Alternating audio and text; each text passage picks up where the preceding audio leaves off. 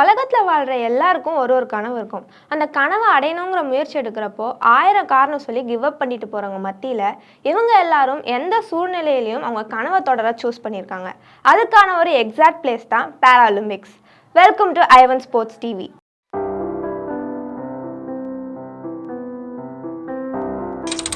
2024 Paris Olympic முடிஞ்ச கையோட Paralympic நடந்து முடிஞ்சிருக்கு.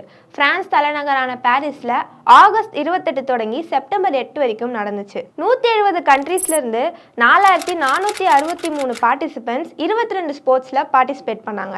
அதில் நம்ம இந்தியாவிலேருந்து 84 பார்ட்டிசிபென்ட்ஸ் 12 ஸ்போர்ட்ஸில் பார்ட்டிசிபேட் பண்ணாங்க. பேராலிம்பியன் பாக்யஸ்ரீ ஜாதவ் மற்றும் சுமித் அனில் ஓப்பனிங் செரிமோனியில் நடக்கிற பரேடில் இந்தியன் ஃப்ளாகை ஏந்தி சென்றாங்க.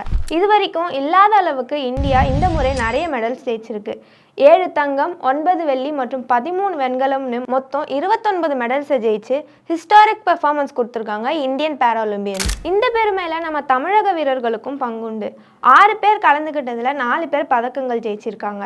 பேட்மிண்டனில் துளசிமதி முருகேசன் சில்வர் மெடலும், மனிஷா ராமதாஸ் மற்றும் நித்யஸ்ரீ சிவன் பிரான்ஸ் மெடலும் ஜெயிச்சிருக்காங்க.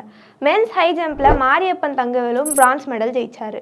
என்னதான் நல்ல விதமாக 2024 பேராலிம்பிக்ஸ் நடந்து முடிஞ்சிருந்தாலும் ஒரு கான்ட்ரவர்சி கிரியேட் ஆயிருக்கு. கை கெட்டின தங்கப்பதக்கம் கழுத்து கெட்டலன்னு சொல்கிற மாதிரி ஒரு சம்பவம் நடந்திருக்கு.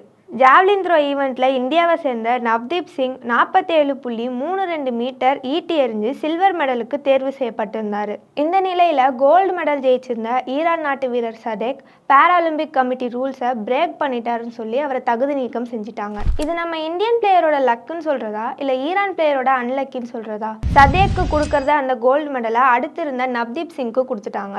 எதனால இவரை டிஸ்குவாலிஃபை பண்ணிட்டாங்கன்னு பார்த்தீங்கன்னா, ஈவெண்ட் முடிஞ்சதும் ஆடியன்ஸை பார்த்து விடுவேங்கிற மாதிரி கெஸ்டர்ஸ் பண்ணியிருக்காரு. இதனால இவருக்கு எல்லோ கார்டு கொடுத்துருக்காங்க. இதையடுத்து தங்கப்பதக்கம் ஜெயிச்ச கொண்டாட்டத்தில் அவர் நாட்டு கொடி எடுத்து காட்டாம வேற ஏதோ கருப்பு நிற கொடி எடுத்து காமிச்சிருக்காரு. இதனால அவருக்கு இன்னொரு எல்லோ கார்டு கொடுத்துருக்காங்க. இதனால rule 8.1 of world para athletic rules and ரெகுலேஷன்ஸை இவர் பிரேக் பண்ணிட்டாருன்னு டிஸ்குவாலிஃபை பண்ணியிருக்காங்க. இதை பற்றி சதேக் கிட்ட கேட்டப்போ, இப்போ காமிச்ச இதே கொடியை தான் இதுக்கு முன்னாடி நடந்த பேராலிம்பிக்ஸ்லையும் காமிச்சேன், அப்போல்லாம் எதுவும் சொல்லலை, இப்போ மட்டும் இப்படி பண்ணுறாங்கன்னு ரொம்ப வருத்தத்தோடு சொல்லியிருந்தாரு. ஃபைனலி செப்டம்பர் 8 பேராலிம்பிக்ஸோட க்ளோசிங் செரிமோனி நடந்துச்சு.